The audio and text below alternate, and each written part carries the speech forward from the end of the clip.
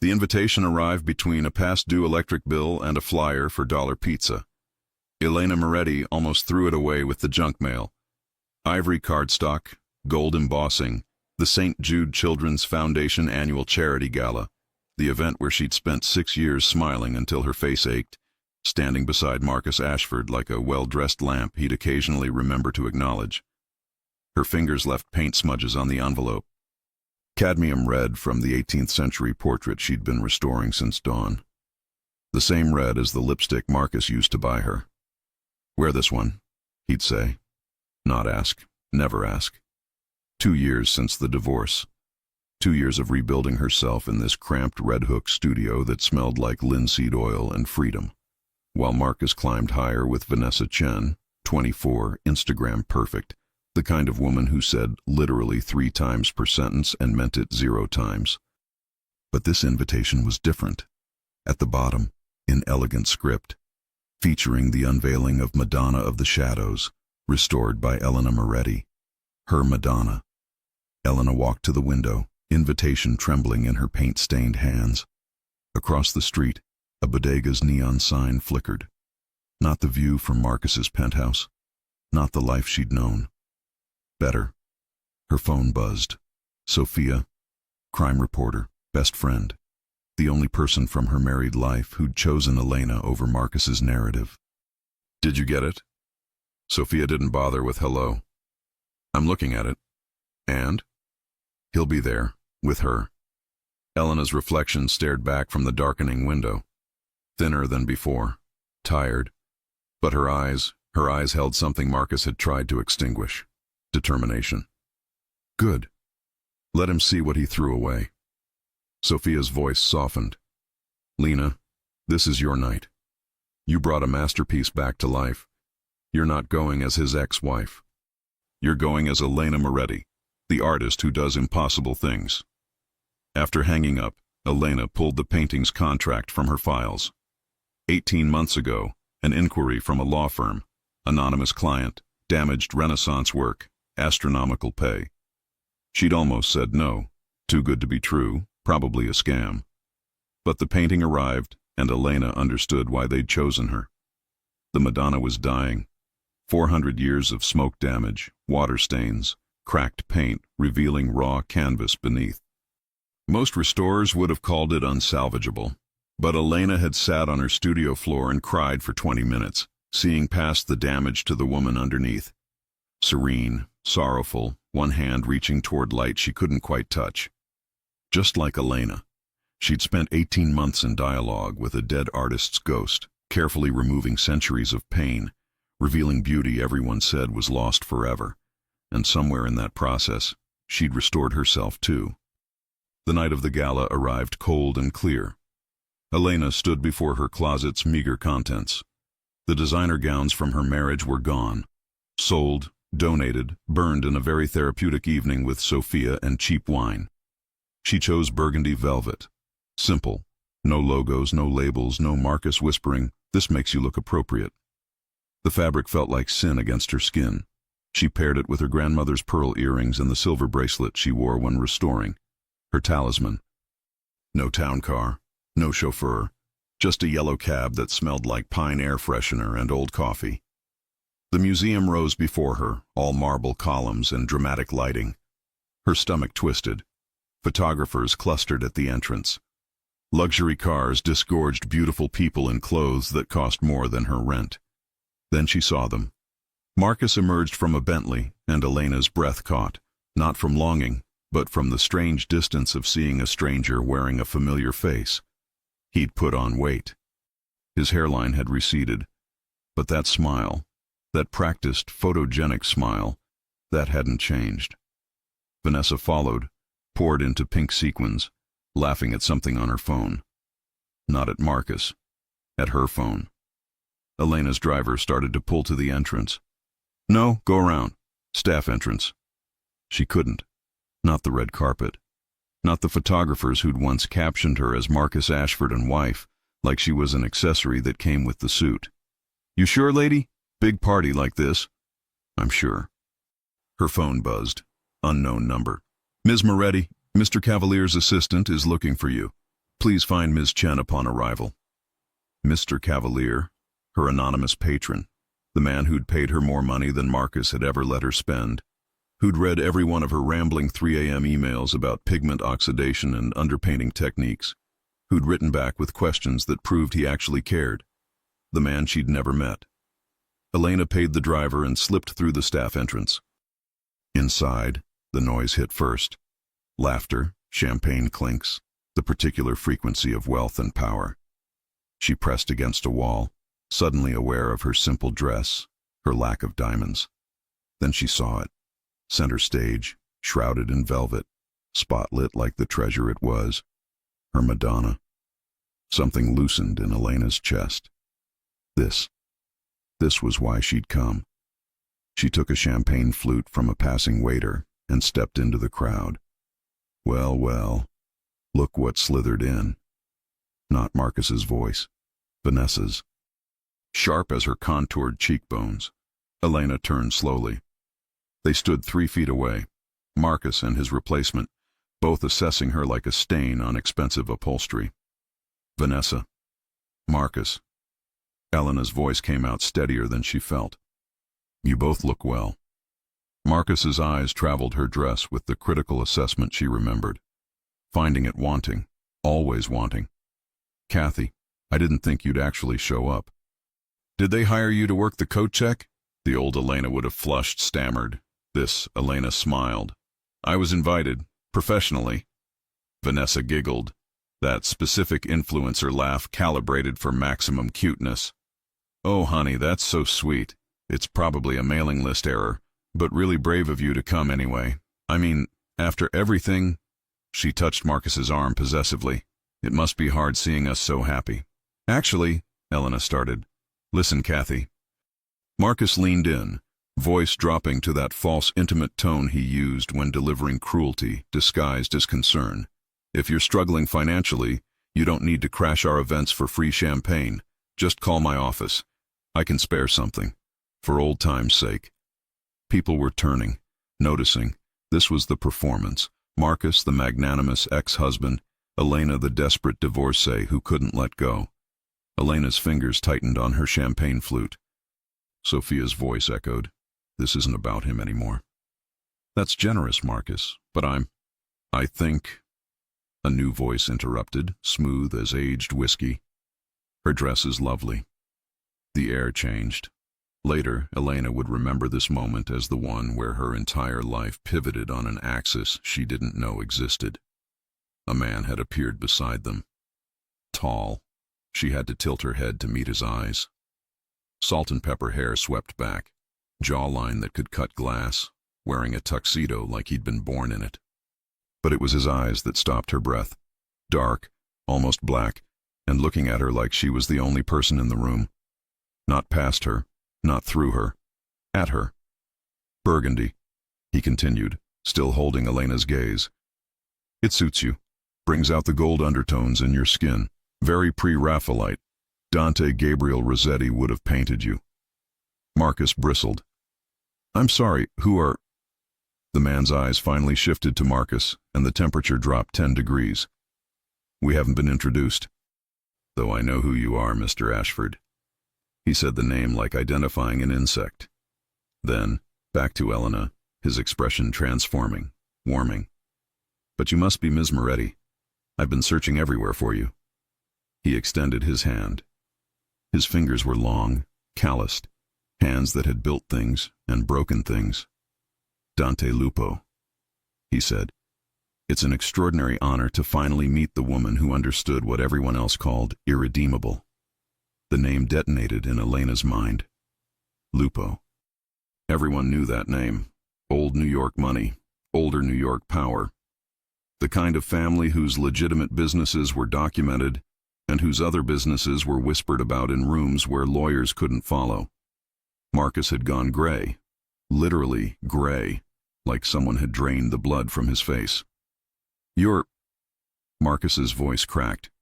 You're her client? Dante didn't answer. He was still looking at Elena, hand still extended, waiting. She took it. His grip was warm, firm, and the smile that curved his lips held something that made her pulse stumble. Not danger exactly, but promise. "Ms. Moretti," he said, and the way he said her name, with weight, with respect, like it mattered. "Would you allow me to escort you? I believe we have a masterpiece to unveil." He offered his arm. Around them, the room had gone quiet. Phone cameras lifted, whispers spreading like wildfire. Elena placed her hand on Dante Lupo's arm, felt the solid warmth of him beneath expensive fabric, and let him lead her away from Marcus's stunned silence. The crowd parted, and Elena Moretti, who'd been invisible for so long, suddenly existed in sharp, undeniable focus. Walking through the ballroom on Dante Lupo's arm felt like moving through water made of whispers. The crowd didn't just part, it reformed around them, a living organism recognizing an apex predator in its midst. Elena caught fragments as they passed. "That's Dante Lupo, Christ, I didn't know he was—" "Who is she?" "Nobody knows. Just humiliated Marcus Ashford in front of—" Dante's hand rested at the small of her back, warm through burgundy velvet. Not possessive, protective. There was a difference, and Elena's body knew it even if her mind was still catching up. "Breathe," he murmured, close enough that she caught his scent, cedar and something darker, like expensive smoke. "They're staring because you're beautiful, not because you don't belong." "I don't belong," she whispered back. "Neither do I. I just stopped caring what they think." His fingers pressed slightly against her spine, grounding, steadying. "But you belong more than any of them. You created something tonight. They just paid for the privilege of seeing it." He guided her to reserved seats, front row, 2 chairs with small placards. D. Lupo and E. Moretti. Her name. In the front row. Equal billing. As she sat, a woman materialized. Severe black suit, tablet in hand, expression unreadable. "Mr. Lupo, Ms. Moretti. I'm Ms. Chen, Mr. Lupo's assistant. If you need anything this evening, anything at all, I'm 3 steps behind you." "Thank you, Adriana." Dante's voice softened when he spoke to her. Family, Elena realized. Not employee. Family. Ms. Chen's eyes flicked to Elena, assessing, then something like approval crossed her face. "Welcome, Ms. Moretti. Your work is extraordinary." Then she disappeared into the crowd. "She's terrifying," Elena said. "She's protective. There's a difference." Dante shifted in his seat, angling toward Elena. "Are you all right? That ambush with your ex-husband?" "I'm fine. You're trembling." Elena looked down. Her hands shook in her lap. Dante's hand covered both of hers, warm and solid. "That's adrenaline," he said quietly. "Not fear. Your body knowing you just survived something that used to destroy you. That's strength, Elena. Not weakness." The way he said her name, full, complete, never the diminutive Marcus had used, did something to her chest, made it hard to breathe. "How do you know about Marcus?" A sad smile touched his lips. "I told you. I do thorough research before investing in restoration projects. But I didn't commission you because of your ex-husband's cruelty. I commissioned you despite it.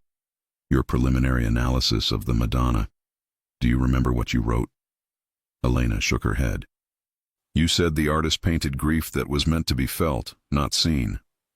That the Madonna's sorrow lived in the negative space between her fingers reaching toward light she'd never touch. You understood longing, Elena. Real longing. That's not something you learn in graduate school." The lights dimmed. The master of ceremonies took the stage, some news anchor Elena vaguely recognized. He spoke about charity, about children, about the importance of preserving history. Then, "Tonight, we have the extraordinary privilege of witnessing the rebirth of a Renaissance treasure. For 18 months, one of our city's most talented but criminally under-recognized conservators has worked miracles. The Madonna of the Shadows was discovered in a European private collection, ravaged by fire, water, time itself. 5 prestigious restoration houses examined it and refused the commission. Unsalvageable, they said. Lost." Elena's pulse hammered. But Dante Lupo found someone who saw possibility where others saw ruin. "Ladies and gentlemen, Ms. Elena Moretti." Applause. Spotlight. Elena couldn't move. Dante leaned close, his lips nearly brushing her ear. Go. Show them what impossible looks like. His breath against her skin sent electricity down her spine. She stood on legs that felt borrowed and climbed the stage stairs. The microphone stand gleamed. Beyond the lights, hundreds of faces, blurred, expectant. Somewhere out there, Marcus watched. But for once, Elena didn't care. She walked to the shrouded easel, her fingers finding the velvet covering. This moment, she'd imagined it 1,000 times in her studio during those 3 a.m. sessions when exhaustion and transcendence blurred together. She pulled the fabric away. The gasp was visceral, collective, real. The Madonna emerged from shadow exactly as Elena had dreamed, serene despite darkness surrounding her, one pale hand extended toward golden light that seemed to glow from within the canvas itself. The sorrow in her eyes was profound, but not defeated. Resilient grace. For a moment, absolute silence. Then applause crashed over Elena like a wave, and she felt tears burning her eyes. Through blurred vision, she saw Marcus in the third row. Not clapping mechanically, not clapping at all. Just staring at the painting, then at her, his face a study in dawning comprehension. He'd thrown away a diamond because he'd convinced himself it was glass. Dante appeared beside her on stage. He didn't take the microphone. He simply looked at the Madonna with an expression Elena had never seen on a man's face before. Reverence. Extraordinary, he said quietly, then turned to the audience. I don't make public appearances. I prefer privacy, business conducted in appropriate venues. But tonight required an exception. His voice carried effortlessly, resonant and commanding. 18 months ago, I acquired this painting at auction. The previous owner kept it in storage for 30 years, too ashamed of its damaged state to display it, too sentimental to destroy it. He called it a cautionary tale about failed investments. Dante's eyes found Elena's. I call it a crime of perception. This painting was never ruined. It was waiting. Waiting for someone with the skill and empathy to see its truth beneath accumulated damage. I found Ms. Moretti through her work on a minor Venetian piece. Her technical analysis was flawless, but it was her philosophical analysis that made me certain. She wrote that restoration is not erasure of history, it's revelation of soul. She understood that broken things aren't worthless. They're stories. He turned back to the audience. Ms. Moretti gave the Madonna her voice back. But more than that, she proved that dismissing something as irredeemable says more about the dismisser's vision than the thing dismissed. His hand found hers, lifted it, kissed her knuckles with old-world formality that somehow felt intimate. Thank you, Elena, for your gift. The world is brighter for your work. The applause was deafening. Elena stood frozen, Dante's lips' warmth still burning on her skin, and felt something fundamental shift inside her. This wasn't Marcus's calculated public praise designed to make himself look generous. This was recognition, real, unfiltered recognition of her worth. As they descended the stage, people swarmed, curators, collectors, critics. Business cards thrust forward, voices overlapping. Ms. Moretti, I have a Caravaggio, representing the Castellano private collection. My client in Florence would pay. Dante's presence created space, not aggressively, just by existing. His hand never left her back. Ms. Moretti's calendar is managed through my office, he said smoothly. Ms. Chen will collect your information. He guided Elena toward a side door, away from the chaos. They emerged into a quiet gallery corridor, the gala's noise fading to a distant hum. Cool air, silence, space to breathe. Thank you, Elena whispered. That was overwhelming, terrifying. Good. Dante turned to face her fully. You should be terrified. You just became visible to people who notice everything. Your life changed tonight, Elena. Permanently. Is that why you brought me? To change my life? I brought you because your work deserved recognition. What happens after? That's your choice. But his eyes said something different. Something that made Elena's pulse flutter. There's a terrace, Dante said. Would you like some air? She nodded. He led her through another door onto a private balcony overlooking the city. Below, Manhattan glittered like a promise. Dante shrugged off his tuxedo jacket and draped it over her shoulders without asking. It smelled like him, cedar and smoke and something uniquely male. Better? Much. Elena pulled the jacket tighter. Dante, why did you really hire me? You could have had any restorer in the world. I wanted the best. I got you. But you knew about Marcus, about the divorce, about him systematically destroying your confidence while profiting from your invisible labor. Yes, I knew. Dante's jaw tightened. And I hired you anyway, not as charity. As recognition of talent he was too insecure to acknowledge. That sounds like rescue. Does it? Dante moved closer, not touching but close enough that Elena felt his warmth. Tell me, Elena, did I restore your Madonna, or did you? I did. Exactly. I provided resources and space. You provided genius. I don't rescue people. I create conditions where capable people can rescue themselves. His dark eyes searched hers. You didn't need saving. You needed someone to stop standing in your way. Elena's breath caught. Is that all I am? A restoration project? No. The word came out rough. You're the woman who sends 15-page emails about underpainting techniques at 3 a.m. because you're too excited to sleep. Who talks to 400-year-old artists like they're friends. Who sees beauty in broken things everyone else abandoned. He reached up, tucked a strand of hair behind her ear, his fingers lingering. You're extraordinary, and I'm just the lucky bastard who gets to watch you remember it. Then Marcus's voice shattered the moment. Kathy, we need to talk. Marcus stormed onto the terrace, Vanessa tottering behind in her ridiculous heels. Dante's jacket still draped Elena's shoulders, warm and possessive in a way that made Marcus's face contort. Kathy, enough of this charade. Not asking. Demanding. The voice he'd used for 6 years to remind her of her place. Dante didn't move, but something shifted in his posture. Predator recognizing threat. The lady's name is Elena. Stay out of this.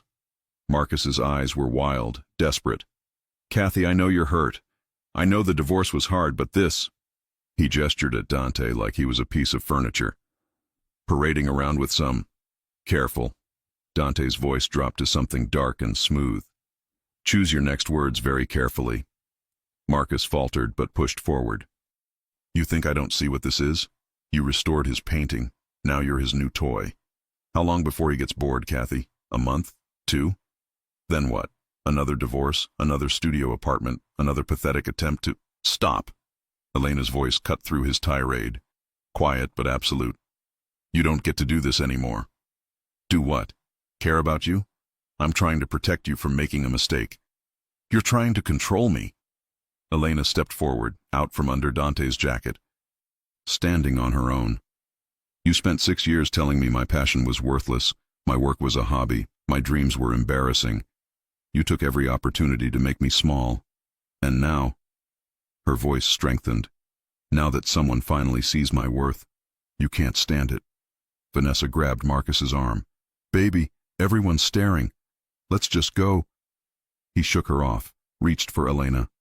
Kathy, don't be stupid. Dante moved, not violently. Just moved between them, and suddenly Marcus's hand met solid chest instead of Elena's arm. She asked you to stop.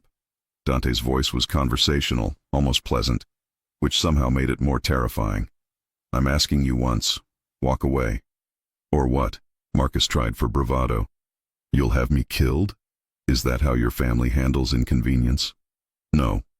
Dante smiled, and it was beautiful and terrible. I'll let Elena finish destroying you herself. But I'll make sure everyone watches. Then he turned to Elena, his back to Marcus. The ultimate dismissal. He cupped her face gently, thumb brushing her cheekbone. You deserve better than this conversation. Say the word, and we leave. But Elena was staring past him at Marcus, really seeing him for the first time. A small man, insecure, empty. You called my work a dusty hobby, she said quietly. Said I talked about dead artists like they were friends. Made me feel ashamed for loving something you couldn't understand. I was trying to help you focus on our future. You were erasing me. She stepped closer, and Marcus actually retreated. But I'm still here, stronger than I was with you, happier than I ever was in your penthouse. And tonight, that dusty hobby was unveiled in front of everyone you've spent years trying to impress. She let that sink in, watched him calculate, watched him realize. We're done, Marcus. We've been done. Go home to Vanessa. Build whatever life makes you happy. But leave me out of it. Kathy? Dante moved again, this time pulling Elena back against his chest, his arms circling her waist, protective, possessive, unmistakably claiming. Her name, he said softly, is Elena. Use it, or don't speak to her again. The photographer's flash from the doorway was blinding. Someone had followed them out, captured the moment. Elena in Dante's arms, Marcus's face twisted in impotent rage. Jesus Christ, Vanessa hissed. Marcus, we're leaving. Now. She grabbed his arm and hauled him toward the door. He went, stumbling, looking back once with something that might have been regret, or might have been rage. Elena didn't care enough to distinguish. When they were gone, Dante's arms loosened, but didn't release. Are you all right? Elena leaned back into his warmth, letting herself be held. I think so. You were magnificent. I was terrified. That's what made it magnificent. He turned her to face him, hands on her shoulders. Elena, what happens now? It's going to get complicated. That photo will be everywhere by morning. People will talk. Some will assume things about us, about why I hired you, about, are they wrong? The question escaped before she could stop it. To assume? Dante went very still. What do you mean? This. She gestured between them. Whatever this is, did you plan it? The public kiss to humiliate Marcus, the dramatic rescue, the no. Firm, absolute. I plan to unveil your work, to give you the recognition you deserved.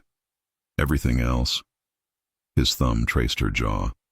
Everything else is just me being unable to stay away from the most fascinating woman I've met in a decade. That's a line. It's the truth. He stepped back, giving her space. But if you want lines, I have better ones. Come to dinner, tomorrow. Let me take you somewhere quiet where we can talk without interruptions or photographers or ex-husbands. Is that wise? Probably not. His smile was crooked, almost boyish. But I stopped being wise the moment I read your email about how the Madonna's grief lived in the negative space between her reaching fingers. Elena's heart did something complicated in her chest. That was 2 years ago. I know, I've been patient. I'm very good at patience. He reached up, retrieved his jacket from where it had fallen on the balcony floor, draped it over her shoulders again. But, Elena, I'm not good at pretending I don't want something when I do. And I want to know you. Not as my restorer, as Elena.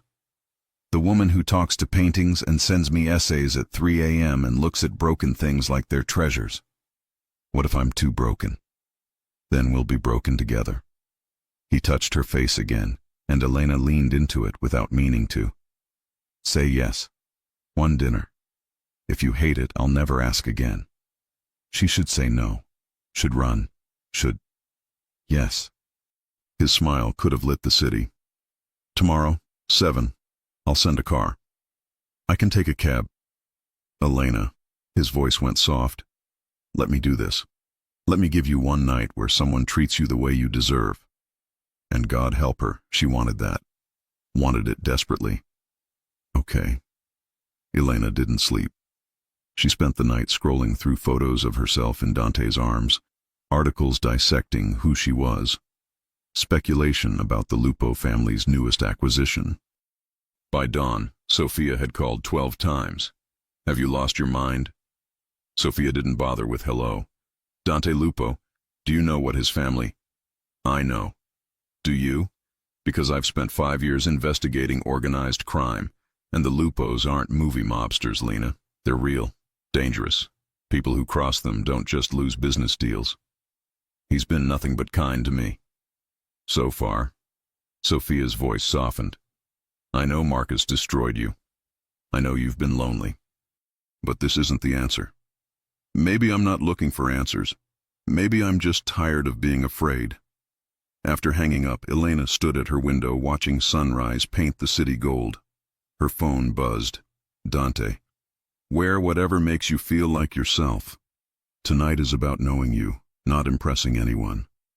At 6:30 p.m., she chose black pants, the cream silk blouse her nonna had sent from Sicily, her restoration bracelet. Simple, true. At 7 exactly, her buzzer rang. Not a town car. A Navy sedan with an older driver who introduced himself as Vincent. Mr. Dante's had me driving for the family 30 years, Vincent said, opening her door. He told me to tell you he trusts me with his mother, and now he's trusting me with you. The specificity felt deliberate, reassuring. They drove to Carroll Gardens, stopping at a brownstone with warm windows and no sign. Dante opened the door before she could knock, and Elena's breath caught. No tuxedo. Dark slacks, white shirt with sleeves rolled to his elbows, exposing forearms corded with muscle and scattered with scars. He looked dangerous and domestic simultaneously, wolf in a kitchen. You came. Relief in his voice. You thought I wouldn't? I thought you'd Google me and decide safety mattered more than curiosity. He stepped aside, gesturing her in. I'm glad you're braver than that. Inside smelled like garlic and tomatoes and something baking. Exposed brick, worn wooden floors, copper pots hanging in the kitchen. A home, not a showpiece. My grandmother's house. She's in Sicily until spring, but she left strict instructions that if I wanted to impress someone important, I was to use her kitchen. Apparently my apartment is cold as a morgue. Elena laughed, surprised, genuine. You cook? Nonna insisted all her grandchildren learn. She said men who can't feed themselves are useless. He led her to a small dining room set for two. I'm not a chef, but I won't poison you. They ate pasta he'd made by hand, simple, perfect, the sauce bright with fresh basil. Elena watched his hands as he served her. Capable hands, scarred hands, hands that had probably done terrible things and were now carefully twirling spaghetti on her plate. Ask me, Dante said after they'd eaten in comfortable silence. Whatever you need to know. I promised honesty. Elena set down her wine. Are you a criminal? By whose definition? The law's? Probably. My family's? No. He didn't flinch. I follow our rules, protect our people. Sometimes that means operating outside legal boundaries. Have you killed anyone? Yes. The word hung between them. No justification. No excuse. Does that change things? He asked. It should. Elena knew it should. But she thought of Marcus's legal cruelty, his perfectly lawful destruction of her confidence. Violence came in many forms. Were they going to hurt people you protect? Yes. Then no, it doesn't change things. She met his eyes. But I need to understand what I'm walking into. What being with you means. It means 3 a.m. phone calls sometimes. Business that can't wait. People watching us, judging us, using us to position themselves. He reached across the table, took her hand. It means danger occasionally, complications frequently. But Elena, it also means protection, resources, freedom to work without worrying about rent or Marcus or anyone who tries to make you small. That sounds like a transaction, does it? His thumb traced circles on her palm. What if I just want to know the woman who writes poetry about pigment oxidation? Who talks to dead artists? Who sees worth in things everyone abandoned? Why me, really? Dante stood, pulling her up with him. Come here. He led her upstairs, opened a door. Elena gasped. A studio. Perfect. North-facing windows, custom lighting, work tables with magnifying equipment, cabinets full of supplies she recognized from her wish lists, everything she'd dreamed of. My grandmother's sewing room. I converted it. For you. Dante, this is practical. He opened a cabinet, revealing pigments, oils, tools. Your Red Hook studio isn't secure or climate-controlled. If you're going to work on the commissions you'll get after last night, you need proper space. This is me investing in your talent, not buying you. Elena's eyes burned. What do you want in return? Dinner, once a week. Let me get to know you. Let me show you who I really am. He turned her to face him. I'm not asking for forever, Elena. Just for a chance to see if this is real. She looked around, the space, the light, the freedom it represented, then at Dante, whose dark eyes held steady on hers. Once a week, and I keep my apartment, my autonomy. You'll never belong to anyone. I want you to choose me. There's a difference. Okay. The word came out breathless. Let's see where this goes. His smile was brilliant and brief. Then his phone buzzed, and buzzed again. His expression darkened. What's wrong? Castellano wants a meeting. Tomorrow. He wants to meet you. Dante's jaw tightened. Someone told him about us. Who's Castellano? Trouble. Dante pulled her close. The kind that doesn't care about money or reason. Elena, I need you to trust me. Whatever happens tomorrow, stay close. Can you do that? She should ask more. Should demand explanations. But something in his eyes, fear, real fear, stopped her. Yes. Thank you. He kissed her forehead, lingering. I'll protect you. I swear it. As Vincent drove her home, Elena touched her forehead where Dante's lips had been. She'd said yes to something she didn't fully understand. But for the first time in years, she'd said yes to something she actually wanted. That had to count for something. The car that picked Elena up wasn't Vincent's sedan. It was armored. She heard the heavy thunk of bulletproof doors closing. Dante sat beside her, silent, his hand finding hers in the darkness. I'm scared, she whispered. Good. Fear keeps you smart. He squeezed her fingers. Inside, let me do the talking. Castellano will test you. He'll try to see if you're strong enough for this world. Just be honest. He respects truth more than performance. And if he says no? Dante's jaw tightened. Then I tell him to go to hell, and we deal with the consequences. What consequences? War, maybe, or worse, disappointment. Victor Castellano helped raise me after my father died. His opinion matters. Dante turned to face her. But Elena, if he makes you choose between this world and your safety, I'll choose your safety. Always. They pulled up to a restaurant in Little Italy, closed, but light spilled from windows.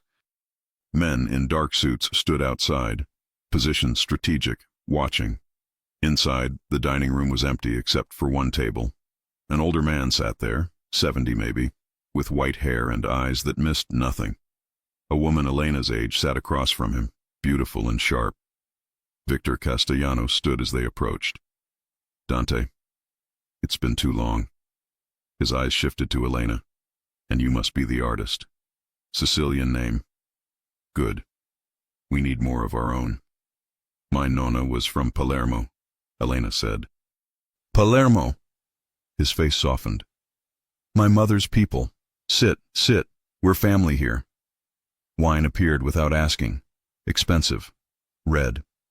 So, Castellano's attention focused like a laser. You were married before, to Marcus Ashford. He left you for a younger woman, humiliated you publicly. Elena felt Dante tense beside her. This was the test. He did, Elena said quietly. But it freed me to discover who I was without him. Sometimes the worst things are gifts. Castellano's eyebrows rose. A philosopher. I like that. He leaned forward. But here's what I need to know, Ms. Moretti. Dante is important, not just to his family, but to the balance we've all worked to maintain. When a man in his position claims a woman publicly, it creates expectations. Are you prepared for what that means? I don't know what it means, Elena admitted. Yesterday I was a struggling artist. Today I'm being interviewed about whether I'm worthy of... She stopped. Started again. I'm doing my best to understand, but I won't pretend to know things I don't. The woman across the table laughed. I like her, Papa. She's honest. Castellano studied Elena for a long moment. Your ex-husband called my nephew's lawyer. Asked if there was a way to handle Dante's relationship with you. Said he was worried about you being taken advantage of. Dante's hand clenched into a fist. Elena covered it with hers. Marcus is my past, Elena said firmly. Whatever he's doing now doesn't concern me. It concerns all of us. The woman, Sophia, Elena realized, interjected. He's trying to paint Dante as the villain and himself as the protective ex-husband. If he keeps talking to connected people, someone will shut him up, permanently.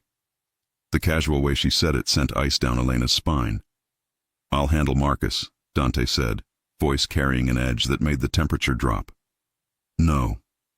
Castellano's voice was sharp. He's our problem if he's talking to lawyers with connections. I'll send word he's off limits. But Dante, you keep your woman safe. If something happens to her, people will ask questions we don't want asked. The weight of it crashed over Elena. She wasn't just dating Dante. She was a complication in a world with rules she didn't understand. I should go, she said, suddenly standing. I need to think. Elena, Dante started to rise. No, please. She looked at Castellano. Thank you for your blessing, but I need to decide if I actually want it. She walked out before anyone could stop her. The night air hit her face, sharp and cold. One of the suited men moved toward her, but a word from inside stopped him. She made it half a block before Dante caught up. Elena, wait. Did you know? She whirled on him. That Marcus was talking to people? I found out an hour before dinner last night. That's why I needed you close, to keep you safe. Safe? She laughed bitterly. Dante, Victor just said I can't leave your world cleanly, that I'm a target, that Marcus talking to the wrong people could get him killed. How is any of that safe? Because I will protect you. He grabbed her shoulders. I know this is more than you signed up for, but I swear on everything I am. Nobody touches you while I'm alive. What happens if you're not alive? What if we don't work out? Dante's face was anguished. I don't have a good answer. Once you're in, you're in. But Elena, you were never staying invisible after last night. The only difference is whether you're alone or with someone who has the power to keep you safe. Vincent appeared with the car. Dante opened the door, waiting. I'll take you home. You don't have to decide anything tonight. Just let me make sure you get there safely. Elena looked at him, fear and determination warring in his face. At the world she was suddenly, terrifyingly part of. She got in the car. At her door, Dante said, Whatever you decide, the studio is yours. The job offers are yours. Your career is yours. Those don't change. But I'm still marked, aren't I? Yes, he admitted. I'm sorry for that. But I'd rather you be marked and protected than unmarked and vulnerable. Give me a week to think. Pain flashed across his face, but he nodded. 1 week. But if anything happens, if Marcus contacts you, if anyone makes you uncomfortable, you call me. Promise. I promise. She closed the door and leaned against it, shaking. Her phone buzzed. Unknown number. I know what you're going through. If you want to talk, call me. Sofia Castellano. Then Dante. Sleep well. You're braver than you know. Elena stared at both messages. Outside her window, a car was parked across the street. Someone watching. Protecting or threatening. She didn't know which. Maybe in this world they were the same thing. Marcus Ashford's penthouse felt like a mausoleum at 2 a.m. Third scotch in hand, he refreshed page 6 obsessively. Elena and that mobster. Elena looking confident, beautiful, wanted. Elena winning. His phone rang. Unknown number. Mr. Ashford, Anthony Castellano. I believe you spoke with my lawyer about a mutual concern. Marcus straightened. Yes, I'm worried about my ex-wife. You thought you'd use my family's connections to interfere in Dante Lupo's personal life. Not a question. Unwise. I'm trying to protect... You're trying to control a woman who left you. Anthony's tone hardened. Here's what happens. You forget Elena Moretti exists. Stop calling lawyers. Stop talking about the Lupo family. Become very quiet. You can't... I can. I know about the Henderson account you're skimming. The SEC inquiry your firm buried. The prenup violations. Should I continue? Marcus's blood turned to ice. How? We know everything. You became our concern when you said Dante Lupo's name. Walk away clean or I release everything to federal prosecutors. Your choice. The line went dead. Marcus sat shaking. Vanessa appeared in silk, annoyed. Baby, come to bed. You've been obsessing for days. He looked at her. Beautiful, vapid, interchangeable. He'd left Elena for this. Get out. What? Get out of my apartment. We're done. She left in fury. Marcus sat alone, staring at his wedding photo, Elena looking at him like he'd hung the moon. He'd had everything and thrown it away. Across the city, Elena woke to her phone buzzing. News alert. Art World shocked.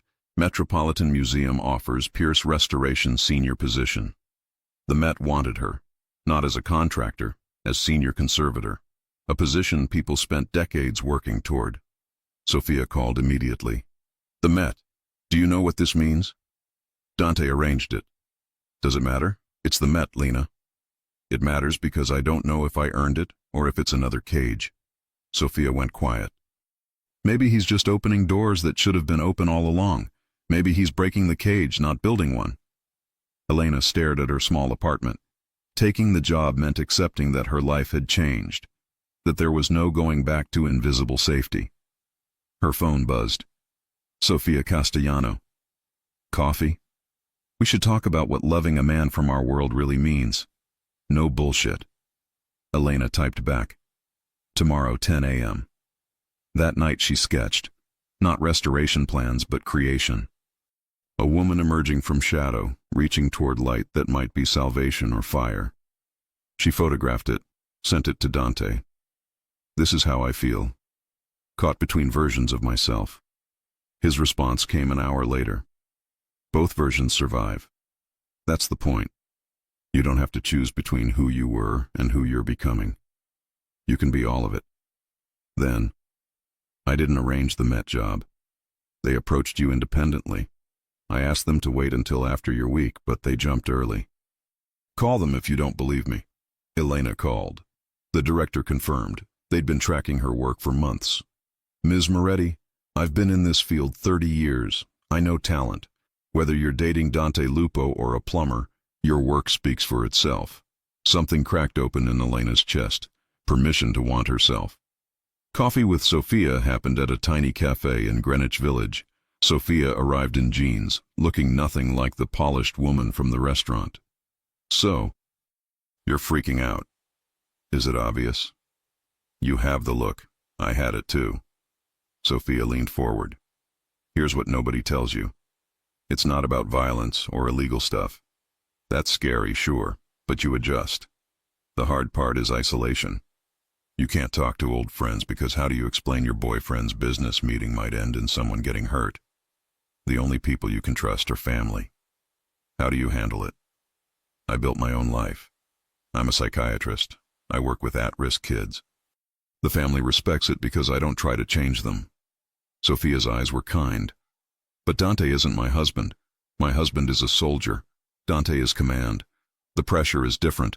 The danger is different. Are you trying to scare me away? I'm trying to prepare you. Sophia reached across the table.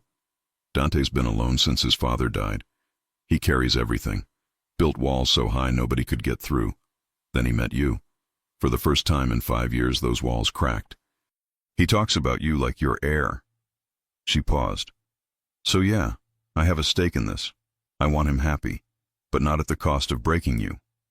What if I break him? Then he'll survive. But Elena, don't choose him out of fear or gratitude or because the alternative is being alone. Choose him because you actually want the life he can offer, the real life. They talked for 2 hours. Sophia was brutally honest about challenges and rewards, the 3 a.m. calls, the canceled vacations, but also the fierce loyalty, the way family became everything. When they parted, Sophia hugged her. Whatever you decide, you have my number, and the fact you're taking this seriously, that tells me you might actually be strong enough. Elena walked home through Manhattan streets, 4 days left to decide. Her phone buzzed. Dante. No pressure. Just wanted you to know I'm thinking about you. That drawing you sent? I'm having it framed.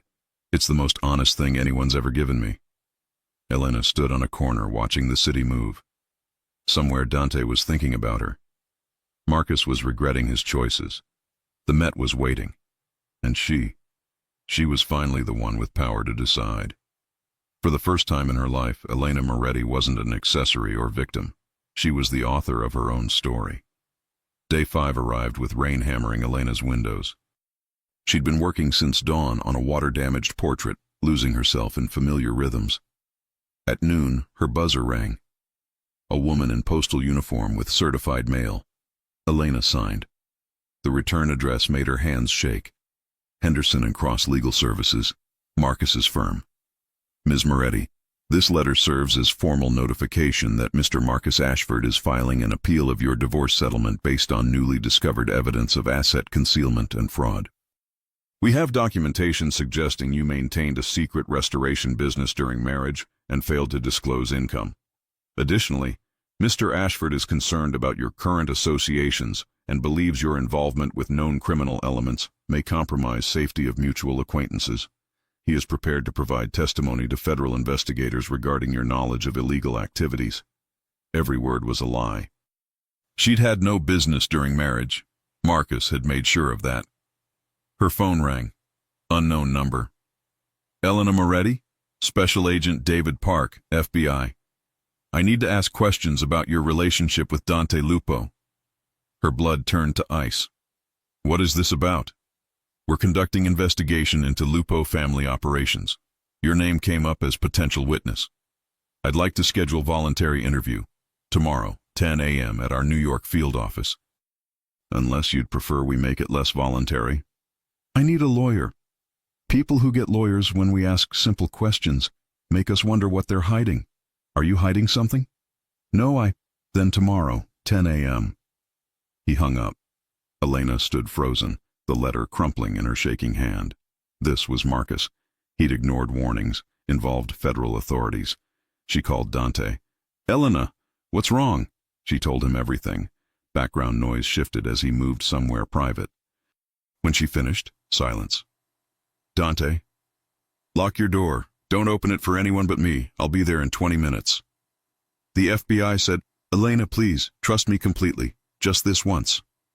She locked the door and waited, heart hammering. Dante arrived in 18 minutes with 2 men, one older in a gray suit, one younger with a briefcase. They swept her apartment efficiently. It's clean, the younger man reported. Dante pulled Elena aside, hands gentle despite fury in his eyes. First, you're safe. Second, the letter is a bluff. Third, the FBI call. He paused. That wasn't the FBI. Elena's world tilted. What? The older man stepped forward. Ms. Moretti, I'm Robert Fiorelli, attorney. We verified with bureau contacts. No Agent David Park. No investigation targeting you. Someone is impersonating federal law enforcement, which is a serious crime. Marcus, Elena whispered. He's trying to manipulate you into a compromising position. Fiorelli said. If you'd gone to that address, someone would have recorded statements to use against you or Mr. Lupo. Dante's phone buzzed. His expression went dark. We found him. Hotel bar in Midtown. Drunk, celebrating. Elena saw the predator emerging. Don't. Whatever you're thinking, don't. He threatened you. Impersonated federal agents. And if you do something to him, it proves everything he's been saying. Elena grabbed his arm. That you're dangerous. That I'm not safe. Don't give him that. So I do nothing. No, we destroy him legally. Elena turned to Fiorelli. That fake FBI call, that's federal crime, right? 5 years minimum if prosecuted. Then we prosecute. We document everything. We let the law handle this. She looked at Dante. Can you do that? Let the law handle it instead of your way? Dante studied her face, finally nodded. Fiorelli, file police report. Get call records. Contact the real FBI. I want this official, documented, prosecuted. After the men left, Dante pulled Elena close. He's panicking because he's losing. But Elena, this doesn't end with Marcus. The moment you chose to be with me, you became visible to people who notice everything. This is my world's reality. I know. She did. Sophia's words echoed. Choose him because you want the life, not the fantasy. I'm not asking you to decide now. You still have 2 days, but I needed you to see the ugly side, the side where people you used to know become weapons. Stay tonight, Elena said suddenly. Not like that. Just stay. I don't want to be alone. Dante looked at her for a long moment, then nodded. They sat on her worn couch, not touching but close. Rain drummed against windows. When I was 16, Dante said quietly, my father took me to a real meeting. I watched him negotiate with men who would have killed him if he showed weakness. Afterward, I asked if he was ever afraid. He paused. He said fear was the price of caring about anything. The more you love, the more you fear losing it. But loving nothing, that's not living. That's existing. Elena's hand found his. Are you afraid now? Terrified. Because I care about you in a way I haven't cared about anyone in years. That gives you power to hurt me that nobody else has. His hand tightened on hers. So yes, I'm afraid. But I'd rather be afraid and alive than safe and empty. I have 2 days left. I know. I think I already know my answer. Dante's hand squeezed hers. Don't tell me yet. Take your 2 days. Be sure. Because once you say yes, I'm not letting you go easily. I'm not Marcus. I don't quit when things get hard. They sat together as rain washed the city clean, both knowing the decision was already made, but honoring the ritual of time anyway. The 2 days passed like water through fingers. Elena walked the city, sat in the studio Dante built, had long conversations with Sophia, who oscillated between support and terror. On the morning of the 7th day, Elena woke knowing her answer had been there all along. She just needed to stop being afraid of it. She texted Dante, "Tonight, your grandmother's house. I have my answer." His response was immediate. "I'll be waiting." At 7 p.m., Vincent picked her up. He didn't ask questions, just gave her an encouraging nod that steadied her racing heart. The brownstone glowed warm in the evening darkness. Dante opened the door before she could knock, and the look on his face, hope and fear and desperate restraint, nearly undid her. "Come in," he said quietly. The dining room was set like before, but on the mantel sat her charcoal drawing, professionally framed. "You actually kept it," she whispered. "I told you I would." Dante stood beside her, both of them staring at the image. "It's the truest thing anyone's given me. I look at it every morning and remember that bravery isn't the absence of fear. It's reaching anyway." Elena turned to face him. "I have conditions." Something flickered in his expression, attention, respect. "Tell me." "I take the Met job. That's mine. My career, my reputation. You can support it, but you don't control it." "Agreed. I keep my apartment, not because I don't trust you, but because I need to know I chose to be with you, not that I had nowhere else to go." "Agreed. And you don't protect me from the truth. No sanitizing, no hiding ugly parts. If something dangerous is happening, I need to know." Dante was quiet. "That one's harder. Every instinct says to shield you. Then fight that instinct. If you hide things, eventually I'll find out anyway and wonder what else you've been lying about. I'd rather be scared and informed than comfortable and blind." He reached for her hands. "You're right. I promise to try. But some things I can't tell you, not because I don't trust you, but because knowing puts you at legal risk. If investigators come, I need you to honestly say you don't know details. That's fair. We figure out the line together. Deal?" "Deal." His hands tightened. "Is that a yes? You're saying yes?" "I'm saying I want to try. I want to see if we can build something real. I want Sunday dinners and honest conversations in the studio you built. I want—" Her voice cracked. "I want to stop being afraid of wanting things." Dante pulled her close, forehead resting against hers. "These 7 days felt like 7 years. I was terrified you'd walk away. I almost did, a dozen times. But then I'd remember how you looked at my Madonna, how you saw beauty where everyone else saw ruin." She pulled back to meet his eyes. "You make me feel like a masterpiece, Dante. I've spent too many years being treated like garbage to walk away from that." He kissed her then, not the performative public gesture from the gala, but something private and profound, a promise sealed without words. When they broke apart, both were breathless. "I have something for you."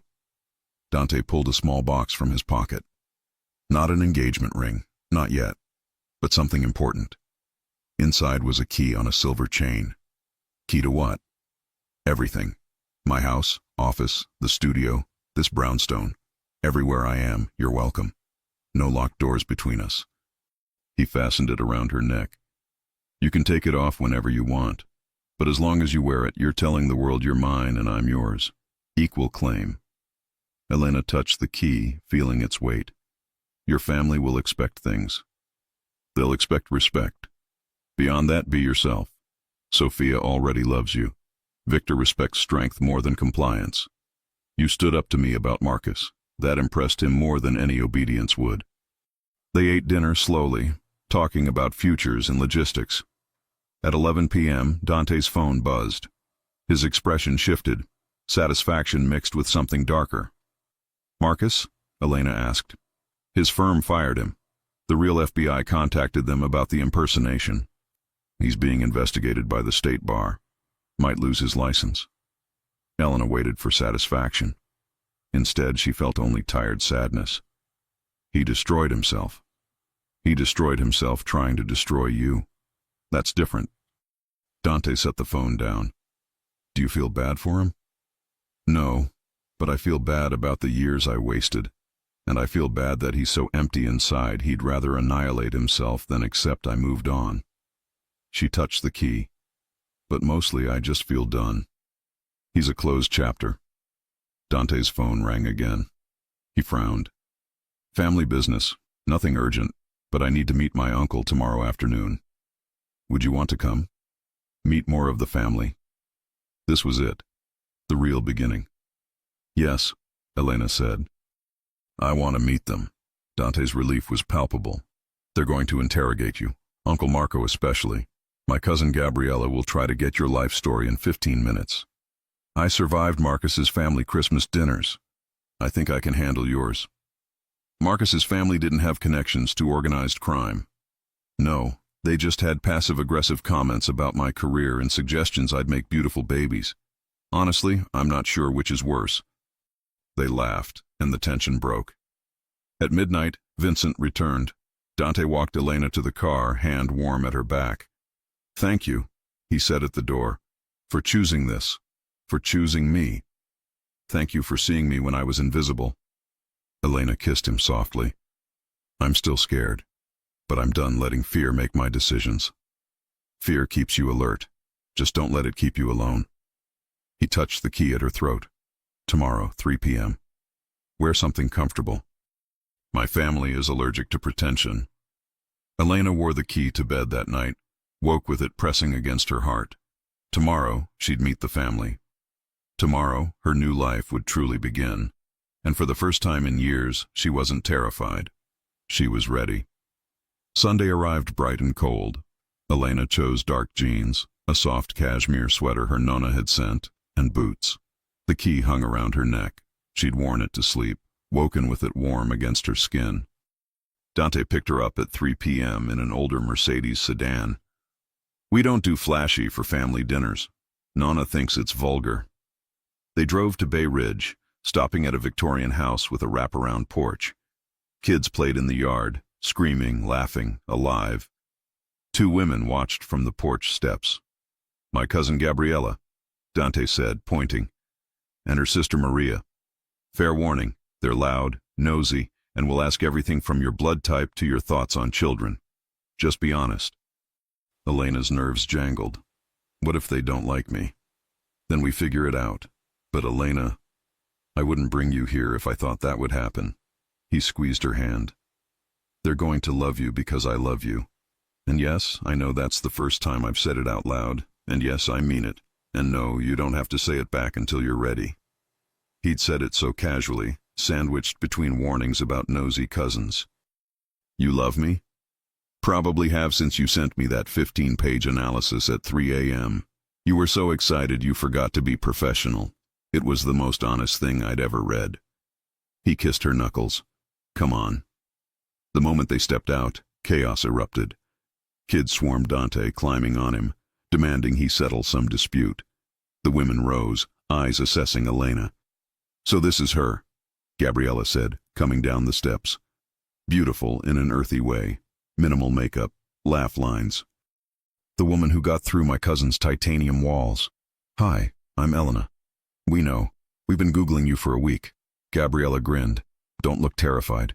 We're friendly, mostly. Come inside. Nonna's been cooking since dawn." Inside smelled like tomato sauce and garlic and something sweet baking. A massive table was set for at least 20. In the kitchen, an elderly woman, barely 5 feet tall, stirred a pot, barking orders in Italian. "Nonna," Dante called. "This is Elena." The old woman turned, sharp eyes fixing on Elena. She looked her up and down, then said something in rapid Italian. Dante laughed. "She says you're too skinny, you need to eat, and she likes your bracelet." "Tell her thank you. It was my grandmother's." Dante translated. The old woman's face softened immediately. She came over, took Elena's hand, spoke again. "She says any woman who honors her grandmother will honor family. You passed the first test." Dinner was beautiful chaos. 23 people crammed around the table. Dante's uncles, cousins, their spouses and children. They talked over each other, argued about everything from politics to whether Nonna's sauce was better this year. It always was, and treated Elena like she'd always been there. Uncle Marco sat across from her. Maybe 60, gray hair, eyes like flint. "So, Elena, you restore art." "Yes, sir." "Make good money?" "Marco," Gabriella hissed. "Don't be rude." "I'm being practical. My nephew is wealthy. I need to know if she's with him for money or for him." Elena set down her fork. "With respect, sir, I was offered a position at the Metropolitan Museum before Dante and I were officially together.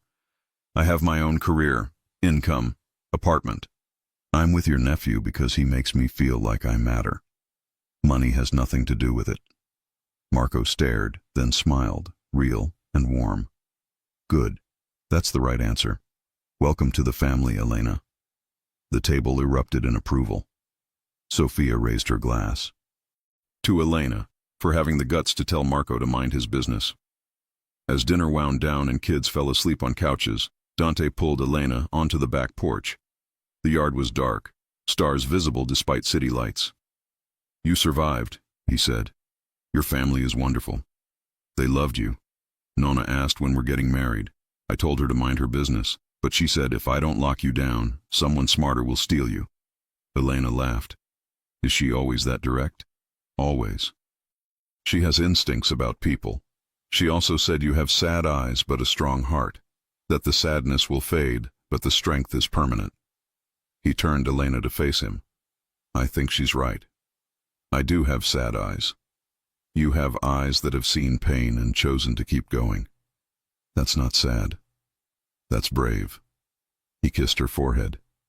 "Thank you for coming today, for meeting them, for saying yes to all of this." They stood together in the darkness, and Elena felt something settle in her chest.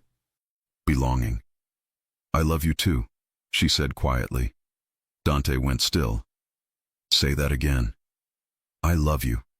I don't know when it happened. Maybe when you kissed my hand at the gala. Maybe when you built me a studio. Maybe watching you argue about whether Die Hard is a Christmas movie. But I do. I love you." He pulled her close, and they stood on the porch while inside his family laughed and planned next Sunday's dinner, which Elena was now expected to attend. This was home, not a place. People. Marcus had given her a gilded cage. Dante was giving her wings. 3 months later, Elena stood in the Metropolitan Museum's conservation lab, working on a damaged Caravaggio, her first major project as senior conservator. The work was meticulous, demanding, exactly what she'd dreamed of. Her phone buzzed. "Dante. Dinner at Nonna's tonight. She's making your favorite. Also, Marco wants to know if you've convinced me to watch more art documentaries." Elena smiled, typed back. "Tell him we watched one on Vermeer last week. He says that doesn't count because I fell asleep 20 minutes in. You were tired. You'd been working since 4 a.m. Tell that to Marco. She returned to the painting. Through the lab's windows, Manhattan stretched out below, the same city she'd viewed from Marcus's penthouse years ago, but different now. Not a kingdom to be conquered, a world of infinite possibility. Her phone rang. Unknown number. She almost didn't answer. Elena Moretti? A woman's voice, nervous. Yes? My name is Sarah Chen. I was married to a man like yours, your ex-husband. He controlled everything, made me feel small. I left him 6 months ago and I saw your story online. I know this is strange, but I wanted to ask, how did you do it? How did you find the courage? Elena's throat tightened.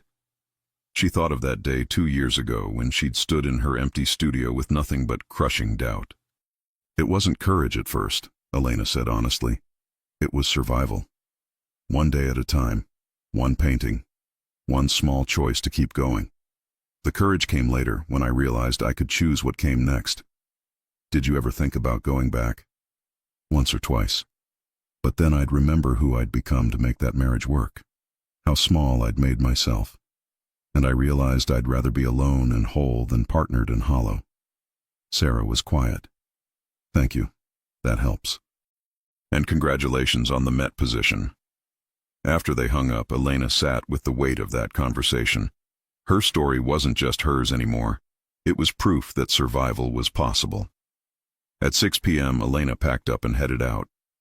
Dante waited outside the museum in the Mercedes, leaning against the car with 2 coffee cups. Thought you might need caffeine before Nona's interrogation about wedding dates, he said, handing her one. She asked again. She's relentless. I told her we're taking our time, and she said time is for people who don't know what they want. Elena kissed him. Thank you for not rushing me. Elena, you spent 6 years in a marriage that crushed you.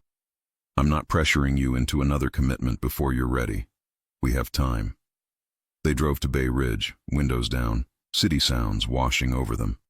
At a red light, Dante took her hand. I got news today. Marcus lost his law license. The state bar ruled on the impersonation case. Elena absorbed this. How do you feel? I don't feel anything. He did it to himself. Dante glanced at her. How do you feel? Sad, mostly. Not for him. For the waste of it. He had everything and destroyed it because he couldn't stand to see me happy. She squeezed his hand, but also grateful. His cruelty forced me to become someone stronger, someone I actually like. I like her too, love her actually. At dinner, Nonna did ask about wedding dates. Uncle Marco made jokes about Dante finally settling down. The kids demanded Elena help with homework. She was now the designated art project consultant. Gabriella pulled her aside for college application advice. It was loud and chaotic and perfect. After dinner, Sophia caught Elena's arm. I wanted to tell you, I'm glad you said yes to all this. To Dante, to the family. He's different now, lighter, like he can finally breathe. He makes me feel the same way. Good. Then you're doing it right. Sophia hugged her. And Elena, about Marcus losing his license. I know you're too kind to say this, but I'll say it. Fuck him. He earned every consequence. Elena laughed, sharp and liberating. You're right. Fuck him. In the car heading home, Dante asked, what was that about? Sophia reminding me I don't have to feel bad about Marcus's choices.